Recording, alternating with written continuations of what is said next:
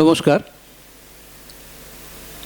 আজ আমরা বৃহস্পতি টিভির পক্ষ থেকে শ্রদ্ধেয় শ্রী পূর্ণেন্দু ভট্টাচার্যের কাছে এসেছি, যাকে আমরা বাবুয়াদা নামেই বেশি চিনি এবং পরিচিত জনের কাছে পোশাকি নাম পূর্ণেন্দু ভট্টাচার্য অপরিচিত। বেশিরভাগটাই বাবুয়াদা বললে সবাই বুঝতে পারে যে কার সম্বন্ধে বলা হচ্ছে। উনি নিজেই ব্যক্তি হিসেবে এবং শিল্পী হিসেবে ভীষণই ভালো এবং আমাদের সঙ্গীত পিতা অশোকতরু বন্দ্যোপাধ্যায়ের যাবতীয় মঞ্চসজ্জা এবং অন্যান্য সৃষ্টিধর্মী কাজের ডান হাত বলতে আমরা বাবুয়াদাকেই চিনি। এবং আজকে আমার পরম সৌভাগ্য যে শ্রদ্ধেয় বাবুয়াদাকে আমি এখানে সঞ্চালকের ভূমিকায় থেকে তার কাছ থেকে কিছু মূল্যবান তথ্য তরুদার সম্বন্ধে জানতে পারব, যা ভবিষ্যতে বিভিন্ন দিনে অত্যন্ত প্রয়োজনীয় এবং মূল্যবান সম্পদ হিসেবে ব্যবহারযোগ্য হতে পারে। বাবুদা, তোমার কাছে আমার একটা অনুরোধ যে তুমি তো আমরা যারা তরুদার ছাত্রছাত্রী তাদের থেকে অনেক অনেক বেশি ঘনিষ্ঠভাবে তরুদাকে পেয়েছ এবং তার সঙ্গে সাহচর্য পেয়েছ, তার উপদেশ পেয়েছ, তার মূল্যবান সহায়তা পেয়েছ এবং তুমিও তাকে সাহায্য করেছ। তুমি তরুদার সম্বন্ধে সংক্ষেপে তার শিক্ষা দীক্ষা, শান্তিনিকেতনের জীবন, কলকাতার জীবন, এই পরিচিতিটা তোমার কাছ থেকে আমরা কিছু শুনতে চাই। আমি জ্ঞান হওয়ার পর থেকেই তরুদাকে দেখছি এবং আমার দাদা বলেই তাকে বিবেচনা করেছি। আমার বাবা এবং তরুদার বাবা শম্ভুনাথ বন্দ্যোপাধ্যায় দুজনে অত্যন্ত ঘনিষ্ঠ বন্ধু ছিলেন। একসঙ্গে পড়াশোনা করেছেন নবদ্বীপে, তারপর শান্তিনিকেতন এবং তারও পরে প্রেসিডেন্সি কলেজে। এবং তারপরে তরুদার বাবা বিসিএস পাশ করে ডেপুটি কালেক্টর হন এবং আমার বাবা তখন সিমলাতে সেন্ট বমাস কলেজে পড়াতে যান। এইটা গোড়ার কথা। তারপরে যখন বদলি হয়ে কলকাতায় আসেন তখন প্রায় তরুদাকে নিয়ে আমাদের বাড়িতে আসতেন। আমরাও নলিনী সরকার স্ট্রিটে তরুদার বাড়ি যেতাম। তরুদার সঙ্গে আমার অসম্ভব সখ্যতা ছিল। তরুদাকে আমি কখনো তুমি বলিনি, যেহেতু আমার চেয়ে 4.5 বছরের বড়, আমি আপনি বলেই ডাকতাম। কিন্তু তরুদার মা, মাসি এবং অন্যান্য সবকেই আমি তুমি বলতাম, কিন্তু তরুদাকে বলতাম না। তরুদা ছোটোবেলায় যখন আমাদের বাড়িতে আসতেন তখন 11-12 বছর বয়স, তখনও গলাটা ভাঙেনি, সরু গলা, খুব চিকন, কিন্তু কি মিষ্টি গলা। আমরা আমাদের বাড়ির ছাদে মা কার্পেটের পাতঞ্চে পেতে দিত, তারপরে চাদর বিছিয়ে তরুদা বাবার হারমোনিয়াম দিয়ে গান করতেন। আমার বাবা খুব সঙ্গীত রসিক ছিলেন, তার 1924 সালের হারমোনিয়াম এখনও চলছে। সেই হারমোনিয়ামে তরুদা গান করতেন এবং অনেক ব্রহ্মসঙ্গীত গাইতেন, বেশিরভাগই ব্রহ্মসঙ্গীত। এর মধ্যে হয়তো তুমি কেমন করে গান করো হে গুণী বা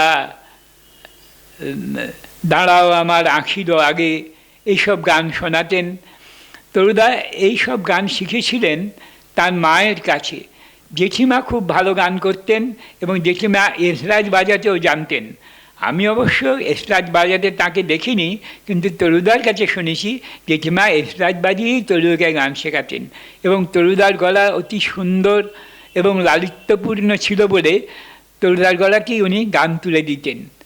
তরুদা সেসব আমাদের অনেক শুনিয়েছেন।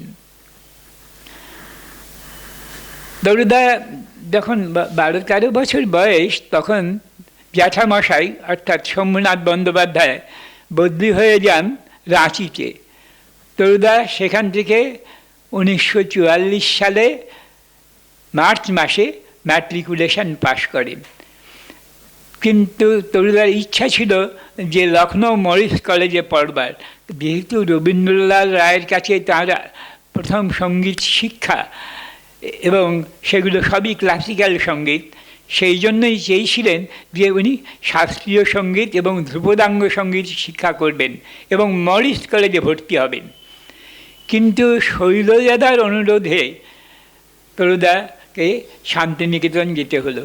শৈলজাদা তরুদার বাবার এবং আমার বাবারও অত্যন্ত নিকট বন্ধু ছিলেন। তা শৈলজাদার অনুরোধ ফেলতে পারা যায়নি। বাড়ির লোকেরাও অনুমতি দিয়েছিলেন যে শান্তিনিকেতনে গিয়ে তরুদার ভর্তি হওয়ার। শান্তিনিকেতনে থাকাকালীন আমার সৌভাগ্য ছিল কি, আমি ওই সময় শান্তিনিকেতনে ছিলাম।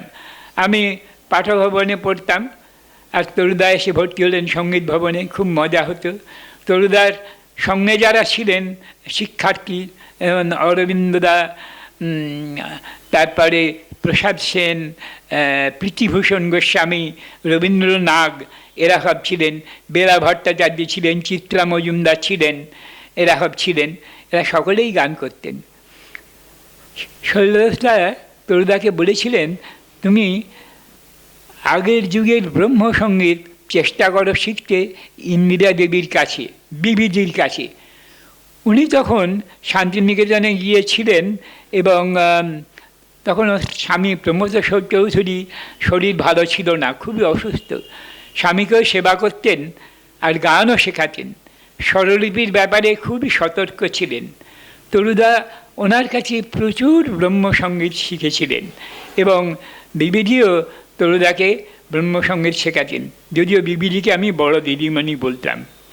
যাই হোক, তারপর তরুদা ওখান থেকে গান শেখার পরে আমি 47 সালে চলে আসি। তরুদা ফেরেন 48 সালে।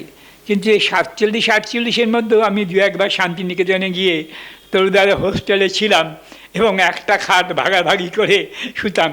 তরুদা বলতেন, চিচ হয়ে শুলে 8 আনা দিতে হবে, কাঠ হয়ে শুলে 4 আনা দিতে হবে। তা আমরা সেইভাবে ছিলাম। তা তখন তরুদা শান্তিনিকেতনে সত্যি খুব মর্যাদা এবং নাম ছিল। তরুদাকে কোনো অডিশন দিয়ে রেডিওতে ভর্তি হতে হয়নি। তরুদা গান শুনেই যারা তখনকার দিনে রেডিওর অধিকর্তা ছিলেন তারা পছন্দ করেছিলেন এবং তরুদার গানকে সাগ্রহে তরুদার গানকে সাগ্রহে গ্রহণ করেছিলেন। তরুদা 1948 সালে কলকাতায় ফিরে আসেন। কলকাতায় ফিরে আসার পর 24 নম্বর চৌরিঙ্গুতে বাইবেল হাউসের পেছনে ওখানে ছিলেন খোঁজ পরিষদে ওর মামা শক্তিরঞ্জন বসুর কাছে। তো ওখানে ওই একটি ঘরে আনন্দগোপাল সেনগুপ্তও থাকতেন। তা আমরা ওই বাড়িতে বহুবার গেছি। আর তরুদা প্রতি শনিবার রবিবারই আমাদের বাড়ি চলে আসতেন এবং এসে গান টান করতেন। বাবা, আমার কাকাবাবু, এরা প্রত্যেকেই গানের সমজদার ছিলেন এবং প্রচুর গান বাজনা তখন আমরা শুনেছি। একটা কথা আমি না বলে পাচ্ছি না, সেটা হচ্ছে যে তরুদা যখন এলেন তার আগে থেকেই হেমন্তদা গান শেখাতেন বেলাদিদের।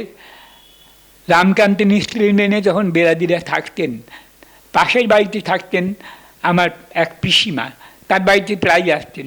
আমরা যেতাম, হেমন্তদা বেলাদিদের গান শেখাতেন। আমরা চুপ করে, আমি আর খুকু আমার বোন বসে থাকতাম। সেই হেমন্তদা একদিন যখন যাচ্ছেন আমাদের বাড়ির সামনে দিয়ে মধুগুপ্ত লেনে, তখন তরুদা গাইছিলেন একটা গান। সেই গান শুনে হেমন্তদা বললেন, কে গাইছে তোমাদের বাড়িতে? তখন আমরা বললাম যে আমাদের এক দাদা শান্তিনিকেতনে থাকেন, উনি এসেছেন, উনি গাইছেন, তাহলে আমি শুনবো। আমরা দোতলায় হেমন্তদাকে নিয়ে গেলাম। হেমন্তদা শুনলেন। তরুদা, ও চাঁদ চোখের জলের লাগলো জোয়ার, দুঃখের পাড়া বাড়ি, এই গানটা গাইলেন। হেমন্তদা স্তব্ধ হয়ে শুনে বললেন, এই গান আমি পারবো না গাইতে। তরুদা হেমন্তদাকে প্রণাম করলেন, বললেন, আপনাকে আমি চিনি, আপনি একটা গান শোনান। সেদিন হেমন্তদা প্রাঙ্গণে মোর শিরিষ শাখায় ফাগুন মাসে কি বৈশাখে গানটা গেয়েছিলেন। এটা আমার মনে আছে। বাবুদা, তরুদা যখন শান্তিনিকেতন থেকে পাশ করে বেরোলেন, আমি যা জানি শ্রদ্ধেয় অনাদি দস্তিদার ওনার পরীক্ষা নিতে গিয়েছিলেন এবং ওখানে গিয়ে ওনার পরীক্ষার ফল দেখে, ওনার উপস্থাপনা দেখে উনি কিছু মন্তব্য করেছিলেন এবং ওনাকে একটি প্রস্তাব দিয়েছিলেন যে কলকাতায় এসে গান শেখানোর জন্যে, এবং তাকে অনুরোধ করেছিলেন গীতবিতান শিক্ষায়তনের শিক্ষকতা শুরু করতে। এ ব্যাপারে যদি তুমি কিছু বলো। 48 সালে যখন তরুদার ফাইনাল পরীক্ষা হয়, সেই ফাইনাল পরীক্ষার সময় পরীক্ষক হিসেবে অনাদিদা ছিলেন। অনাদিদা তরুদার গান শোনার পরে যখন শৈলজদা বললেন যে ওকে আরও কিছু প্রশ্ন করুন, তখন উনি বললেন একে আর কি প্রশ্ন করব, একে কিছু করবার নেই, এ একদমই ঠিক আছে, এইকে কিছু প্রশ্ন করবার নেই। তখন বললেন যে তুমি কলকাতায় সেই গীতবিতানে গান শেখাবে আমাদের স্কুলে? তরুদা বললেন হ্যাঁ, আমি গিয়ে যোগাযোগ করব। এই কথা হয়েছিল। তরুদার যে সঙ্গীত জীবন, সেই সঙ্গীত জীবনে আমরা বহু ধরনের গান শুনতে পাই। ব্রহ্মসঙ্গীত তো আছেই। এছাড়া প্রথম যে বিষয়টি নিয়ে তরুদা চর্চা শুরু করেন সেটি হলো গদ্যনাট্যের গান। আমি যতদূর জানি শ্রদ্ধেয় পাহাড়ি সান্যাল মহাশয় এই ব্যাপারে খুব উদ্যোগী হয়েছিলেন এবং তার সহযোগিতায় তরুদা গদ্যনাট্যের গান অনুষ্ঠানটি পরিচালনা করেন। এ প্রসঙ্গে যদি তুমি কিছু বলো। 1969 সালে যখন তরুদা প্রথম একক সঙ্গীত পরিবেশন করেন একাডেমি অফ ফাইন আর্টসে, তখন আমাকে বলেছিলেন পাহাড়ি সান্যাল তো তোমার কাকা, তা তুমি ওকে নেমন্তন্ন করো না আসার জন্যে আমাদের এই অনুষ্ঠানে। আমি তখন কমলবাবুর গ্যারেজে পাহাড়ি কাকা দুপুরবেলা গিয়ে আড্ডা দিচ্ছেন, তা আমি সেখানে গিয়ে পাহাড়ি কাকার সঙ্গে দেখা করে বললাম। পাহাড়ি কাকা বলেন অবশ্যই যাব, অশোক তরুর গান আমি খুব ভালোবাসি। পাহাড়ি কাকা এসেছিলেন এবং খুব বাহবা দিয়েছিলেন। পরবর্তীকালে তরুদার মাথায় যখন আসে গদ্যনাট্যের গান, পাহাড়ি কাকা খুবই উৎসাহ প্রদান করেন এবং এই গদ্যনাট্যের গানের মূল প্রেরণা ছিলেন পাহাড়ি কাকা। পাহাড়ি কাকাই ঠিক করেন কীভাবে স্ক্রিপ্ট তৈরি হবে, কারা কারা বলবে ইত্যাদি, এই সমস্ত করে তারপরে গদ্যনাট্যের গান অনুষ্ঠান করা হয়। পাহাড়ি কাকা নিজে ছিলেন, এছাড়া দেবদুলাল বন্দ্যোপাধ্যায়, পার্থ ঘোষ, গৌরী ঘোষ, নীলিমা বন্দ্যোপাধ্যায়, এরা সবাই ছিলেন। এই অনুষ্ঠানটি খুবই ভালো হয়েছিল। এই গদ্যনাট্যের গানে আমার মনে আছে যে আমি খুব বড় কুলো তৈরি করে দুটো মানে মূর্তি তৈরি করে ওপর থেকে ঝুলিয়ে দিয়েছিলাম। আর তাছাড়া স্টেজেতেও তখনকার দিনের গদ্যনাট্যের গানের মানে স্কেচ করে প্যাস্টেলের ওপরে করে লাগিয়ে দিয়েছিলাম, এটা আমার মনে আছে। এছাড়াও মঞ্চসজ্জাতে তো তোমার ভূমিকা একটা আলাদা সহযোগিতা ছিল, শুধু তাই নয়, এবং তার একটা অন্য মূল্য ছিল তরুদার কাছে। তরুদার কাছে তোমার স্টেজের যে মঞ্চ পরিকল্পনা, সেটা একটা আলাদা মূল্য পেত। এবং আমরা দেখেছি যে তুমি গদ্যনাট্যের গান বা এবং তারপরেও আমাদের অন্যান্য একক সঙ্গীতে তরুদার মঞ্চসজ্জার জন্য তুমি একটি পার্মানেন্ট একটা মঞ্চের অবতারণা করেছিলে। কাঠের ওপরে সবুজ রঙের একটা ব্যাকগ্রাউন্ডে সাদা আলপনার কারুকার্য করে এবং তার উপরে জাফরি বসিয়ে একটা সুন্দর মঞ্চ করেছিলেন, যেটা তরুদার খুব পছন্দ হয়েছিল। এছাড়াও বাল্মীকি প্রতিভা যখন আমরা করি, তখন বাল্মীকি প্রতিভাতে তোমার এবং দেবব্রত মুখোপাধ্যায় এদের দুজনকার যে মঞ্চ পরিকল্পনা, এটা আমরাও চোখের সামনে দেখেছি কিভাবে তোমরা খেটেছো, কিভাবে তোমরা দাঁড় করিয়েছো। এবং সেই মঞ্চ যখন রবীন্দ্র সদন, কলা মন্দির, এই সমস্ত জায়গায় যখন, বা আমরা যখন বাইরে শো করতে গেছি, সেখানেও যখন মঞ্চে ওই গাছগুলো কাপড়ের চটের কাপড়ের উপরে গাছের যে আঁকা, তার সঙ্গেও ডালপালা দিয়ে মাইক্রোফোনকে ঢেকে দেওয়ার জন্যে যে অবতারণা তোমরা করেছিলে, সেইটার ব্যাপারে যদি তুমি আমাদের কিছু বলো। তরুদা কোনো অনুষ্ঠান করবার আগে ভাবতেন যে মঞ্চটাও তার খুব ভালো হওয়া দরকার। মঞ্চ যদি সুন্দর না হয় তাহলে গানে পরিবেশনার যে আবহাওয়া তৈরি করা যায় সেটা ভালো হয় না। সেই কারণেই আমাকে বলতেন যে তুমি ভাবো কিভাবে মঞ্চ হবে। নীলাঞ্জন ছায়া বলে একটা অনুষ্ঠান ঠিক করলেন, বর্ষাকালের অনুষ্ঠান। আমাকে বললেন যে তুমি কি ভাবছো?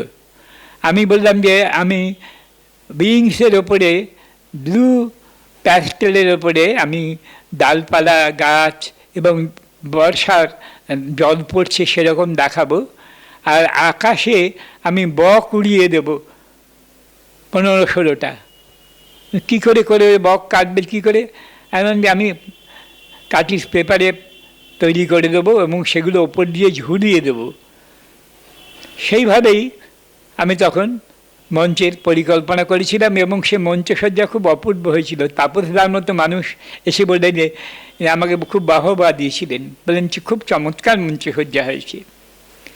এছাড়া বাল্মীকি প্রতিভার ব্যাপারে বলি যে বাল্মীকি প্রতিভা, তরুণ আমাকে একদিন ডেকে বললেন যে আমাদের তো বিভিন্ন জায়গায় করতে হয়, এমন কিছু ফ্লেক্সিবল জিনিস দিয়ে করা যায় কি না যে যেটা যেখানে সেখানে নিয়ে যাওয়া হবে। আমি আর আমার নাস্তুত ভাই সুবীর বন্দ্যোপাধ্যায় রঞ্জু, আমরা গেলাম দেবুদার কাছে। দেবুদা একজন এক্সপার্ট শিল্পী ছিলেন, দেবব্রত মুখোপাধ্যায়। দেবুদা বললেন যে চলো আমরা দেখি কি করা যায়। প্রথমে ত্রিপল দেখা হলো, ত্রিপল ভারী হয়ে যাবে, করা যাবে না। তখন ড্রিলের কাপড় সাদা দেখা হলো, ভীষণ দাম তার, সে দিয়েও করা যাবে না। তখন ঠিক হলো যে আমরা চট দিয়ে করব। আমরা চট দিয়ে পাহাড় তৈরি করলাম, মন্দির তৈরি করলাম, আর 6টা গাছ তৈরি করলাম। সেই গাছগুলোতে আমাদের সবই হাতে আঁকতে হয়েছিল। তখন এখনকার দিন হলে টেকনোলজিক্যাল ইমপ্রুভমেন্টের জন্য হয়তো ফ্লেক্স দিয়ে করা যেত, কিন্তু তখন তার কোনো উপায় ছিল না। আমরা সবই হাতে করেছিলাম এবং পাহাড়টা করা এবং পাহাড় বাঁধা ওপরে রডের সঙ্গে খুব শক্ত কাজ ছিল। আমরা 2-3 ঘন্টা আগে গিয়ে সেইটার প্রস্তুতি নিতাম। এছাড়া আমরা কাগজের মণ্ড দিয়ে তৈরি করেছিলাম, এটাকে পেপার ম্যাশি বলে, কঙ্কালের মুখ। সেই কঙ্কালের মুখগুলো গাছেতে আটকে দিতাম, আর একটা ময়না পাখি, মানে ডাকাতদের সঙ্গে একটা বেদেদের সম্পর্ক আছে এই মনে করে দাঁড় সহ ময়না পাখিও আমরা স্টেজেতে রাখতাম। বাবাদা, তোমার মনে আছে আমাদের বাল্মীকি প্রতিভায় শ্রদ্ধেয় ভিবাল সারার একটি বিরাট ভূমিকা ছিল। সেই হ্যাঁ, এবং মঞ্চসজ্জা যেমন তুমি দেবুদা, রঞ্জুদা, তোমাদের সহযোগিতায় একটা সুন্দর মঞ্চ হয়েছিল এবং আমরা তাতে গাছের ডালপালা লাগিয়ে মাইক্রোফোনকে চাপা দেওয়ার জন্যে, মাইক্রোফোন যাতে দেখা না যায়, এই জন্যে যে সমস্ত ব্যবস্থাগুলো করতাম। বাল্মীকি প্রতিভায় তো প্রথমত তরুদার ওই রকম চেহারা, তো সাক্ষাৎ বাল্মীকি মনে হতো, এবং তার সঙ্গে যে আমাদের মঞ্চের বাইরে যে পিয়ানো নিয়ে, গ্র্যান্ড পিয়ানো নিয়ে ভিভাল সারা যে ভূমিকাটা পালন করতেন, সেটা বোধহয় বাল্মীকি প্রতিভার একটা আলাদা মর্যাদা দিয়েছিল। এই প্রসঙ্গে যদি তুমি কিছু বলো। তরুদা যখন শান্তিনিকেতনে গান শিখতেন বড় দিদিমণি মানে বিবিলির কাছে, তখন তিনি পিয়ানো বাজিয়ে গান শেখাতেন। সেটা তরুদার কানে লেগেছিল যে গানের সঙ্গে পিয়ানো একটা অপরিহার্য অঙ্গ। কিছু কিছু গান, বিশেষত যেসব গানে বিদেশি সুর লাগানো আছে, সেখানে পিয়ানো না হলে চলে না, এমনি গান আড়াল থেকে গাইলে ভালো হবে না।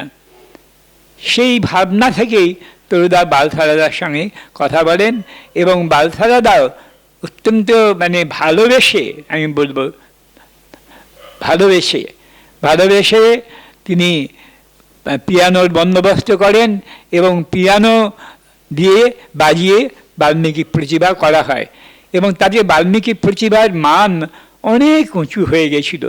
সাধারণ বাল্মীকি প্রতিভা যখন আগে হয়েছিল আশ্রমিক সঙ্গতে, তখন পিয়ানো ব্যবহার হয়নি, কিন্তু পরবর্তীকালে পিয়ানোর ব্যবহার হওয়াতে গানের আলাদা চটক এসে গেছিল। জিনিসটা মনে হয়েছিল একটা অপূর্ব। এবং আমার যেটা মনে হয়, আমরা তো বাল্মীকি প্রতিভা করার সময় দেখেছি যে বালসাদা কি রবীন্দ্র সদন কি কলা মন্দির দুটি হলেতেই যখন গ্র্যান্ড পিয়ানো বাজাতেন, তখন এইচ.এন. ধরের কাছ থেকে পিয়ানো আসতো এবং সেটা আসতো 2-2.5-এর মধ্যে। এবং বালসাদা, আমার খুব ভালো মনে আছে, যখন আমাদের শো হতো 6:30টায় আরম্ভ হতো বা কোনো কোনো সময় 6টাতেও হয়েছে, তার অন্তত 3 ঘন্টা আগে উনি এসে নিজে হাতে ওই পিয়ানো টিউনিং করতেন এবং তখন দায়িত্ব পড়তো আমাকে প্রায়ই ডেকে নিতেন, বলতেন যে তুমি থাকবে। এবং আমি এবং আমার বন্ধু সুবীর চক্রবর্তী, আমরা দুজনেই মঞ্চসজ্জায় তোমার সঙ্গে কাজ করতাম এবং তখন ওই পিয়ানোতে বালসাদার সঙ্গে বসে বসে আমাকে ওই দক্ষ দলের কোন গানটা কখন কিভাবে আসছে, কে কোথায় ঢুকবে, কে কখন, তরুদা কোনখানে কখন ঢুকবেন, এই সমস্ত জায়গাগুলোকে বলে দিতে হতো এবং তিনি সেই মতো জিনিসটা করতেন। এটা আমাদের একটা বড় পাওনা ছিল। আর একটা বড় পাওনা ছিল অর্ধেন্দুদার বেহালা। অর্ধেন্দুদা মঞ্চে দৌড়োদৌড়ি করে উইংসের এই উইংস থেকে ওই উইংসে যতবার তরুদা চেঞ্জ করছেন বা দস্যু দলের চেঞ্জ হচ্ছে, সেই সময় অর্ধেন্দুদা ছুটোছুটি করে গিয়ে বেহালাতে সুর ধরিয়ে দিচ্ছেন। আর একজন ছিলেন ঘনশ্যাম পাইন, মনে আছে তোমার? এফেক্ট মিউজিক দিতেন। হ্যাঁ, অসাধারণ শিঙা বাজাতেন, শিঙা ইত্যাদি প্রভৃতি যে সমস্ত যন্ত্রগুলো বাজাতেন তার একটা আলাদা মান হতো। তো সেটার একটা স্ট্যান্ডার্ডটাই বাল্মীকি প্রতিভা। ওই বাল্মীকি প্রতিভা বোধহয় আমরা আর করতে পারবো না এবং আর কাউকে করতে দেখবো কিনা আমার সন্দেহ আছে। আমাদের এইটা যদি একটা ভিডিও করে রাখা যেত, তরুদার ওই চেহারা, ওই কণ্ঠের বাল্মীকি এবং সেই সময়কার টিম এবং অসিত চট্টোপাধ্যায়ের নৃত্য পরিকল্পনা। অনাদিদার কন্যা আমাদের সঙ্গে বাল্মীকি প্রতিভায় একটা নাচ করেছিলেন না? একক নাচ ছিল বোধহয়, মরিক ও কাহার পাছে। এই ব্যাপারটা একটু যদি কিছু বলো। আসলে অনাদিদার সঙ্গে একটা পারিবারিক সম্পর্ক ছিল তরুদার পরিবারের এবং অমিতদা তরুদার ব্যক্তিগত বন্ধু ছিলেন। অমিতদার স্ত্রী নন্দিতা হচ্ছিলেন মানে নৃত্যশিল্পী।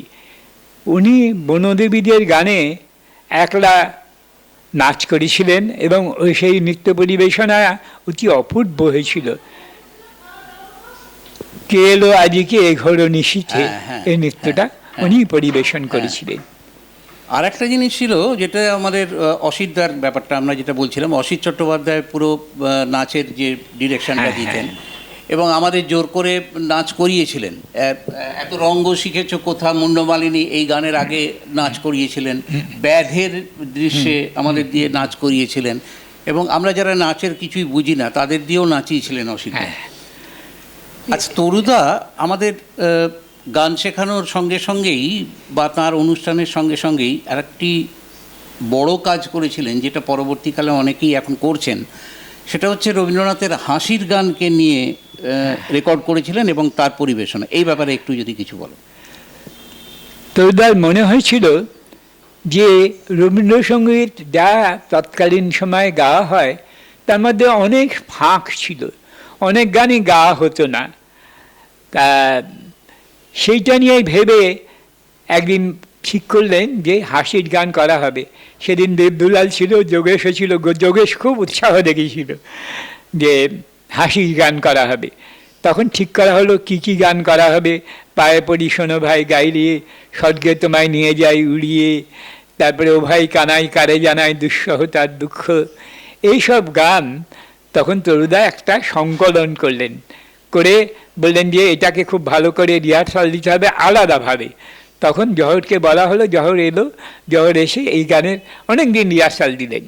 সেই রিহার্সাল দেওয়ার পরে হাসির গান যখন পরিবেশিত হলো মঞ্চে, তখন সে একটা অদ্ভুত অপূর্ব আলোড়ন তুলেছিল। ওরমভাবে রবীন্দ্রনাথের যে এত হাসির গান আছে তা কেউ জানতো না। এবং রবীন্দ্রনাথ, এটা একটা পূর্ব ব্যাপার আছে যে শান্তিনিকেতনে সবাই তো গান গাইতে পারতো না।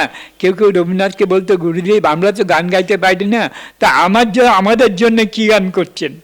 তখন রবীন্দ্রনাথ ওইসব অগাইয়ে, যারা গাইতে পারে না তাদের জন্য অনেক গান রচনা করেছিলেন, এবং সেগুলো পরবর্তীকালে হাসির গান হয়ে দাঁড়ায়।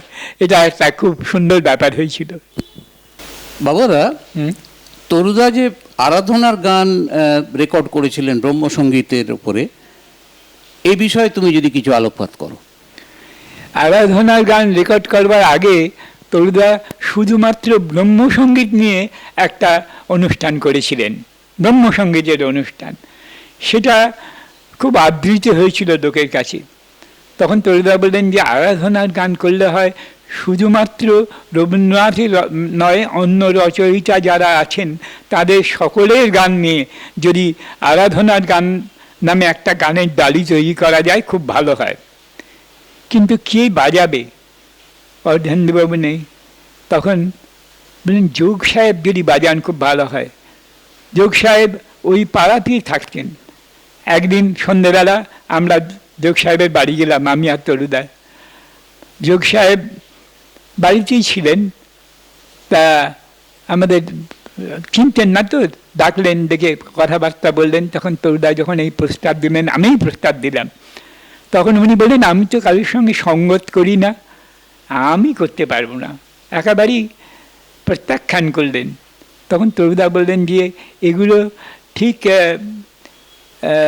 রবীন্দ্রসঙ্গীত নয়, এগুলো ধ্রুপদাঙ্গ গান, প্রত্যেকটাই বাংলা ধ্রুপদের মতো। কি ভেবে যখন বললেন যে আচ্ছা তাহলে করে শোনাও, তরুদা তানপুরে বেঁধে হে মহাপ্রবল বলি গানটা করলেন। যোগ সাহেব স্তব্ধ হয়ে শুনে বললেন অপূর্ব, আমি সঙ্গত করব। করলেন এবং আরাধনার গান প্রকাশিত হলো। যোগ সাহেব কোনো পয়সা নেননি, কোনো অর্থ নেননি আমাদের কাছে। আমরা যোগ সাহেবকে একটা সম্বর্ধনা দিয়েছিলাম এবং তাতে একটা শাল এবং একটি হস্তশিল্প দেওয়া হয়েছিল।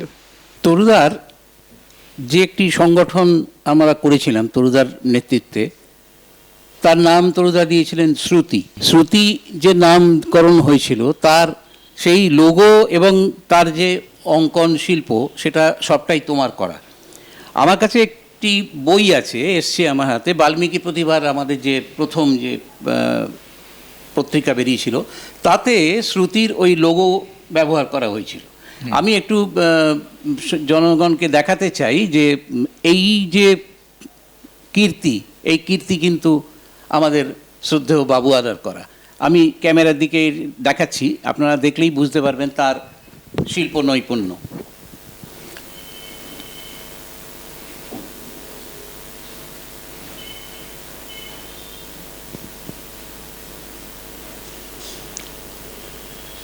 বাবু আদা নিজেই একটি প্রতিষ্ঠান প্রায়, তার কারণ সঙ্গীত ছাড়াও তিনি যে কাজ করেন বা করে চলেছেন এখনও, বাঁশের নানান রকম কারুকার্য, চিত্রাঙ্কন তো আছেই। এই এখন এত পরিণত বয়সে এসেও শারীরিক প্রতিবন্ধকতাকে জয় করে তিনি যেভাবে এগিয়ে চলেছেন, এতে আমার মনে হয় যে তরুদার ভূমিকা বিশাল, এবং তরুদার যে প্রশ্রয় এবং ভালোবাসা স্নেহ বাবু আদার জীবনে পেয়েছেন, আমরাও পেয়েছি। নিঃসন্দেহে আমরাও ভাগ্যবান যে তরুদার কাছে আমরা গান শেখার সুযোগ পেয়েছি, তাকে সামনে থেকে গান শোনার সুযোগ পেয়েছি। সেই গান এখনও কানে বাজে, এবং যে গানগুলো তরুদা করে গেছেন এবং আমাদের শিখিয়ে গেছেন, সেই ব্যঞ্জনা আমরা এখন পাই না। কেন? এর সম্বন্ধে বাবুয়ারা তোমার কি মত? আসল কথা যে তরুদা আমাদের গান শেখাতেন বেশিরভাগই শুধু হারমোনিয়ামে, কখনো কখনো তানপুরায়। যন্ত্রানুষঙ্গ তখন খুব বেশি ছিল না, কিন্তু গলায় ঠিক মতো সুর তোলানোর ব্যাপারটা তরুদার খুব সচেষ্ট ছিলেন। আর দ্বিতীয় ছিলেন স্বরলিপির ব্যাপারে। মনে হয় তরুদা বলতেন যে এই যে স্বরলিপি গান করো তোমরা, সঙ্গে সঙ্গে মুখে মুখে স্বরলিপি করতে হবে। আমরা বলতাম যে সে কি সম্ভব? হ্যাঁ। তরুদা বলতেন যে করো। যেমন আমি বলছি একটা, আমি গান গাইতে পারি না, তাহলেও চেষ্টা করছি। নিজের হাতে নিজে বাধা ঘরে আধা বাইরে আধা পা পা গা পা পা পা মা ধা ধা ধা ধা পা ধা নে সা গরে সা নে সা। এই ব্যাপারটা তরুদা আমাদের মধ্যে ধরিয়ে দিয়েছিলেন, বলেছিলেন যে স্বরলিপি দেখে গান করতে হবে, হারমোনিয়াম বাজিয়ে স্বরলিপি নয়। তো সেইটা আমরা ছোটোবেলা থেকেই শিখেছিলাম, তোমরাও শিখেছ নিশ্চয়ই। তরুদা সেভাবে তোমাদেরও শিখিয়েছেন, কিন্তু আমাদের ওপরে খুব এটা চাপ ছিল যে স্বরলিপি করতে হবে এবং জানতে হবে। একটা অদ্ভুত বিষয় আমি লক্ষ্য করেছি যে তরুদা যখন গান শেখাতেন, খাতা বই দেখতেন না, স্বরলিপি দেখতেন না, কিন্তু এক একটি গান শিখতে কোনো কোনো ক্ষেত্রে আমাদের 2-3 মাসও লেগে গিয়েছে, কিন্তু গান শেখা হয়ে যাওয়ার পর বলতেন যে একবার ছাপানো স্বরলিপিটা দেখে নিস। আর তুমি যেটা বললে যে স্বরলিপি গানের সঙ্গে সঙ্গে করে যাওয়া, এটাও একটা খুব বড় জিনিস উনি আমাদের শিখিয়েছিলেন। বিশেষত আমি তো আমাকে দিয়ে লিখিয়েও ছিলেন যে স্বরলিপি কীভাবে লিখতে হয়, লেখা পড়া সবটাই তরুদার কাছে শেখা। তুমি ঠিকই বলেছো যে এইটা একটা বিশাল শিক্ষা। তরুদার বরাবরই বলছেন যে স্বরলিপিটা গানের কাঠামো, গান হচ্ছে গুরুমুখী, গুরুর কাছে গান না শিখলে গানের গায়কই ঠিকমতো প্রতিষ্ঠিত হয় না, গানের প্রভাবও ঠিকমতো ব্যক্ত করা যায় না। সেই কারণে তরুদা আমাদের গান শেখাতেন এবং আমরা দিনের পর দিন চেষ্টা করতাম গানটাকে আয়ত্ত করতে। গান যখন আয়ত্ত হয়ে যাবার পরে বলতেন, আচ্ছা তোমরা একবার স্বরলিপিটাও দেখে নিও যাতে কোনো ভুলচুক না থেকে যায়। তার মানে স্বরলিপিটাকেই উনি প্রাধান্য কখনোই দেননি। একেবারেই ঠিক কথা। এবং আর একটা জিনিস খুব গুরুত্ব দিতেন, সেটি হচ্ছে বাণীর অর্থ বোঝার। এই বিষয়টা সম্বন্ধে যদি কিছু বলো। তরুদা গান শেখানোর সময় বলতেন গানটা পড়ো, গানটা পড়ে গানটা বোঝার চেষ্টা করো রবীন্দ্রনাথ এই গানের মধ্যে দিয়ে কি বলতে চেয়েছেন, গানের কথাটা কি, কেন, কোন পরিবেশে এই গান করতে চেয়েছেন। তা এইটা তোমাদের সবসময় মনে রাখতে হবে যে গানের পরিপ্রেক্ষী, কোন পরিপ্রেক্ষিতে এই গান রচনা হয়েছিল। এই সম্বন্ধে আমার একটা বলার আছে যে রবীন্দ্রনাথের ছোট ছেলে সমীন্দ্রনাথ যখন মারা যান, রবীন্দ্রনাথ একা শুধুমাত্র বিধু জ্যাঠামশাই, বিধু ঠাকুরকে নিয়ে গিয়েছিলেন ভাগলপুরে ছেলের দাহ করতে। দাহ করে সে রাত্রে যখন ফিরছেন তখন কামরায় ওরা খালি দুজন। জ্যাঠামশাই হঠাৎ উঠে দেখেন রবীন্দ্রনাথ জেগে আছেন এবং বসে আছেন এবং হাতে কাগজ নিয়ে লিখছেন। সে রাত্রে 2টি গান লিখেছিলেন, আরো আরো প্রভু আরো আরো, এমনি করে আমায় মারো। আরেকটি গান লিখেছিলেন, আজ শ্রাবণের পূর্ণিমাতে কি এনেছিস বল, হাসির কানায় কানায় ভরা নয়নের জল। খুব খুব মূল্যবান তথ্য তুমি দিলে এটা। আরেকটি জিনিস যেটি আমাদের মনকে আচ্ছন্ন করে রাখে সেটা হচ্ছে বাল্মীকি প্রতিভা। বাল্মীকি প্রতিভায় যে সমস্ত কুশীলবরা, আমাদের ছাত্রছাত্রীরা ছাড়া যারা অভিনয় করে গান করতেন, তাদের মধ্যে ছিলেন সুপর্ণা ঠাকুর, লক্ষ্মী করতেন, গৌরী ঘোষ, সরস্বতী করতেন। একাদিক্রমে বহু অনুষ্ঠানই গৌরীদি করেছেন, একটি অনুষ্ঠানে সম্ভবত গৌরীদি যেতে পারেননি, যেটি পাহাড়িদার মারা যাওয়ার পরেই হয়েছিল, না সম্ভবত দুর্গাপুরে। সেদিনই পাহাড়ি কাকা মারা গেছিল। হ্যাঁ, এবং সেদিন পাহাড়ি কাকা মারা যাবার জন্যই হলো কি গৌরীজি যেতে পারেননি, তার হ্যাঁ। কাজ ছিল রেডিওতে। হ্যাঁ, তা সেই জন্য তখন আমরা ইন্দ্রাণী সেনকে, বাবলি, ওকে আমরা সরস্বতী সাজিয়েছিলাম ওই একটি মাত্র অনুষ্ঠানে। পরবর্তী সব অনুষ্ঠানেই গৌরীজি নিজেই করেছেন। ওই অনুষ্ঠানে বাবলি মানে সরি ইন্দ্রাণী সেন বালিকাও হয়েছিল এবং বালিকাও হয়েছিল এবং সরস্বতী করেছিল। হয়েছিল। হ্যাঁ, এটা তোমার মনে আছে? হ্যাঁ, হ্যাঁ, বালিকা হয়েছিল, সরস্বতী হয়েছিল। হ্যাঁ, এটা আমারও একটা মনে হয়েছিল, আমি সেই জন্য বালিকার ভূমিকায় বহু মানুষ অভিনয় করেছিল। প্রথমে অভিনয় করেছিল চিত্রলেখা, তারপরে অভিনয় করেছিল পিয়ালি রায় মহাশয়, তারপরে অভিনয় করেছিল বাবলি, মানে না, তারপরে নীলাঞ্জনা সেন, চুয়া। নীলাঞ্জনা সেন, হ্যাঁ হ্যাঁ, ঠিক ঠিক, চুয়া ওর নাম। আচ্ছা, চুয়ার পরে করেছিল বাবলি, ইন্দ্রাণী সেন, বাবলি, এবং বাবলির পরে করেছিল ইয়ে শ্রীনন্দা, সুভাষ দাসের মেয়ে শ্রীনন্দা। এই এতজন বালিকার ভূমিকায় অভিনয় করেছিল এবং গান করেছিল। আচ্ছা, চিত্রলেখাদি বোধহয় আশ্রমিক সঙ্গে বালিকা করতেন। হ্যাঁ, চিত্রলেখাদি বোধহয় আশ্রমিক সঙ্গে বালিকা করতেন। না? হ্যাঁ, আমাদের শ্রুতিতে আমাদের করেন। হ্যাঁ, পিয়ালি, আমাদের প্রথম থেকেই ওই নীলাঞ্জনা মহাশয়রা করেছিল। পিয়ালি একবার করেছিল, পিয়ালি বেশিটা নাচের ডিরেকশনে থাকতো। অনেক কিছু জানা গেল, আরো কিছু হয়তো জানা বাকি রয়ে গেল আমাদের অশোক দাস সম্বন্ধে বা তরুদাস সম্বন্ধে বা তোমার সম্বন্ধেও। তোমাকে নিয়ে আমি কিছুদিন আগেই দেবাশিস বাবুর সঙ্গে একটা কথা বলছিলাম যে বাবুয়াদার যা কাজকর্ম, সেই কাজকর্মের মূল্যায়ন কতটা হয়েছে আমরা জানি না, কিন্তু বোধহয় দেবাশিস বাবু যেহেতু সংস্কৃতি নিয়ে কাজ করছেন, বাংলা ভাষা নিয়ে কাজ করছেন, ওর গোটা পরিবারই এই কাজে নিমগ্ন। আমি ওনাকে একটা অনুরোধ করেছিলাম, আমি আবার আজকে এই সবার সামনেও করছি, যে বাবুয়াদাকে নিয়ে বা পূর্ণেন্দু ভট্টাচার্যকে নিয়ে, তার শিল্পকর্ম নিয়ে যদি আমরা এরকম কিছু একটা কাজ করতে পারি, তাহলে বোধহয় তোমার সম্বন্ধেও মানুষ কিছু জানতে পারবে। ঠিকই, তবে আমার এখন যা বয়স, সেটা 89 বছর চলছে, তো কাজেই আমি এইসব নিয়ে এখন আর খুব একটা চিন্তা করি না। তবে এই কথা ঠিক যে আমি যখন কাজ শুরু করি তরুদার কাছে অসীম উৎসাহ পেয়েছিলাম। তরুদাই আমাকে বলেছিলেন, বাবু একটা চিন্তা করো না, এই বাঁশ দিয়ে যদি তুলির কাপ তৈরি করা যায় তাহলে তো আর্ট কলেজের ছেলেরা কিনবে। তখন আলো সবে মাত্র ভর্তি হয়েছে আর্ট কলেজে, আলোকে বললাম, বললো হ্যাঁ হ্যাঁ করো না, আমরা কিনবো। আমি করে সুন্দর করে দিলাম, ওরা প্রায় 20-25টা তখন কিনেছিল এবং আমাকে দাম দিয়েছিল। এরকমভাবে আরোভাবে অনেকভাবে আমাকে উৎসাহিত করতেন, নানাভাবে।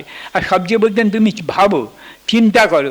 এই যে ভাবা কথা বলতেন, সেটা আমাকে ভাবাতো, আমাকে ভাবতে বাধ্য করতে। কোনো জিনিস নিয়ে তৈরি করবার আগে আমি অনেক ভাবতাম, এমনকি তাপসরাও সঙ্গে পরামর্শ করতাম যে কিভাবে আমি যা কাজ করছি তার উপরে লাইট প্রক্ষেপণ কিভাবে হবে, সেটা নিয়েও অনেক চর্চা হতো তাপসরার সঙ্গে। খুবই সত্যি কথা। এই যে জিনিসটি ভাবার ব্যাপারটা, তরুদা আমাকেও গান শেখানোর পরে বলতেন, গান শুধু গাইলে হবে না, গান শুধু স্বরলিপি নয়, গানকে নিয়ে ভাবতে শেখো, গান ভাবার অভ্যেস করো, এবং এই ভাবার একটা চর্চা আছে। ব্যাকরণগত এত বৈজ্ঞানিক উপায়ে তরুদা গান শিখিয়েছেন আমাদের। আমি সেটা আমার কাছে যারা আগ্রহ নিয়ে আসেন তাদের বলি, তাদের জানাই যে উচ্চারণ, বাংলা উচ্চারণ কীরকম করতে হবে, গান ভেদে উচ্চারণের ওজন, গলার ওজন কতটা দিতে হবে, কোনখানে লাবণ্যময় হবে, কোনখানে দৃপ্ত হবে, এই যে তফাৎ, এই তফাৎগুলো গানের সৌন্দর্য বাড়ায়, মূল্য বাড়ায়। এইটাকে আনতে গেলে পরে ভাবাটা খুব দরকার, যেটা তুমি বললে। আমাকে বলতেন, একটা গান শেখাচ্ছেন, আজ কিছুতেই যায় না মনের ভয়, উচ্চারণ হবে কিভাবে। আমি একটু করে এক লাইন করে দেখাচ্ছি। আজ কিছুতেই যায় না যায় না, যায় না মনের ভারাজ, কিছুতেই যায় না, যায় না। দিনের আকাশ মেঘে অন্ধকার, হায় রে আজ কিছুতেই যায় না, যায় না। অসাধারণ। আমার মনে হয় তরুদাকে যে বিশ্লেষণ বাবুয়াদা বা পূর্ণেন্দু ভট্টাচার্য আজকে করলেন, পরবর্তী প্রজন্ম এর থেকে অনেক কিছু শিখতে পারবে, আমরাও আরও সমৃদ্ধ হলাম। অনেক ধন্যবাদ বাবুয়াদা তোমাকে, এবং অনেক ধন্যবাদ বৃহস্পতি টিভিকে এবং ঘোষ পরিবারকে আমি কৃতজ্ঞতা জানাই যে তরুদাকে নিয়ে এরকম একটি তথ্যপূর্ণ আলোচনা করার সুযোগ আমরা বাবুয়াদাকে নিয়ে আজকে পেলাম। এবং অশোকতরু বন্দ্যোপাধ্যায় আমাদের মধ্যে তো বটেই, আশা করব পরবর্তী প্রজন্মের মধ্যেও চিরজীবী হবেন। নমস্কার। নমস্কার। আমি খুব অনুগৃহীত বোধ করছি দেবাশিসির কাছে, যে কষ্ট করে এসে এটা আমাকে দিয়ে করালো, অনেক তথ্য জানানো গেল, এটা আমার ভালো লাগলো। তরুদাকে নিয়ে কিছু বলতে কিছু করতে তো সবসময় ভালো লাগে, জীবনে করেছি, এখনো পর্যন্ত তাকে দিনরাত মনে করি। আমার জীবনে তিনি ধ্রুবতারা ছিলেন। বৃহস্পতি টিভির পক্ষ থেকে আমি বাবুয়াদা আপনাকে অনেক অনেক কৃতজ্ঞতা জানাই, ধন্যবাদ জানাই। আপনি আমাদের প্রণাম গ্রহণ করবেন।